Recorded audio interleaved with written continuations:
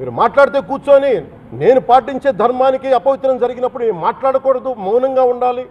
సెక్యులరిజంకి విఘాతం అంటే ఏంటి? సెక్యులరిజంకి విఘాతం నా ఇంటి మీద దాడి జరిగినప్పుడు నేను మాట్లాడకూడదా? నా ఇల్లు 10 మందికి ఆశ్రయం ఇస్తుంది. నా సనాతన ధర్మం అన్ని ధర్మాలకి ఆశ్రయం అయితే దానికి దాడి జరిగినప్పుడు, దాని మీద అపవిత్రం జరిగినప్పుడు దానికి కూడా మాట్లాడకూడదంటే ఏం మాట్లాడాలి మీతోటి?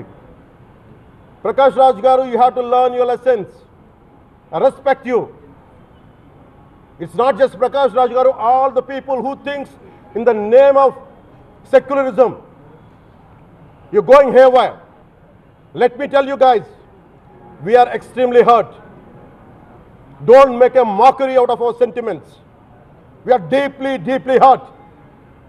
It's not fun for you, maybe it might be fun for you. It is not fun for us. It's a deep anguish, deep pain. Don't you ever forget. Before you come and think 100 times and say, talk about Sanatana Dharma. Enough of this. చాలు. ఇష్టానికి మాట్లాడుతూ ఉన్నారు సనాతన ధర్మం మీద. అయ్యప్ప స్వామి మీద మాట్లాడతారు, సరస్వతి దేవి మీద మాట్లాడతారు. అల్లా మీద మీరు మాట్లాడగలరా? మొహమ్మద్ ప్రవక్త మీద మీరు మాట్లాడగలరా? జీసస్ మీద మీరు మాట్లాడగలరా? అందరూ కూర్చొని సనాతన ధర్మం మీద, వినాయకుడి మీద జోకులు వేస్తారు, దుర్గాదేవి మీద జోక్స్ వేస్తారు, సరస్వతి దేవి మీద జోక్స్ వేస్తారు. మా మనోభావాలు గాయపడవా? మాకు బాధ ఉండదా? అందుకే నేను ప్రతిపాదించింది ఏంటంటే ప్రతి దానికి రావలేకపోతున్నాం. సనాతన ధర్మ రక్షణ board is order of the day. ప్రతిసారి కూర్చోబెట్టి మేము డిఫెండ్ చేసుకోలేం. ఇది ప్రతి సగటు హిందువు తాలూకు ధర్మం. ఇదే ఇస్లాం మీద దాడి జరిగితే ఎంతమంది బయటకు వస్తారు? ఎంతమంది నిరసన తెలియజేస్తారు? రోడ్ల మీదకి రమ్మని చెప్పట్లా.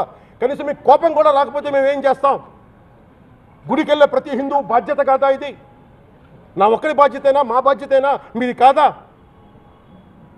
ధర్మాన్ని మీరు పరిరక్షించరాదు, మీ బాధ్యత కాదా? ఈయన పొన్నవోలు సుధాకర్ రెడ్డి గారు మాట్లాడేది, పంది కొవ్వు చాలా ఖరీదైంది, ఆ కొవ్వు లడ్డు నెయ్యితో ఎలా కలుపుతారు? నెయ్యి 300 రూపాయలు ఉంటే పంది కొవ్వు 1200 రూపాయలు. బంగారంతో రాగి కలుపుతారా? ఇత్తడిలో పుత్తడి కలపరు. చెంబు తయారులో ఎవరైనా బంగారం కలుపుతారా? మదమెక్కిన మాటలు పొన్నవోలు సుధాకర్ రెడ్డి గారు. మదమెక్కి వస్తే ఇట్లాంటి మాటలే వస్తాయి. మీరు నా మీద కోర్టులో కేసులు వేసుకుంటారో ఏమి చేసుకుంటారో చెప్తే, మీరు ఏజీపీలు కదా, మీ దగ్గర వేల కోట్ల డబ్బులు ఉన్నాయి కదా, వేసుకోండి కోర్టులో, చెప్పండి. సనాతన ధర్మానికి నోటికొచ్చినట్టు మాట్లాడితే మిమ్మల్ని అందరినీ రోడ్ల మీదకి లాగుతాం, గుర్తుపెట్టుకోండి. తప్పు జరిగింది, ప్రాయశ్చిత్తం చేసుకోండి, లేదంటే మౌనంగా మాట్లాడకుండా ఉండండి. మా మనోభావాలు ఇంకా రెచ్చగొట్టేలా మాట్లాడొద్దు.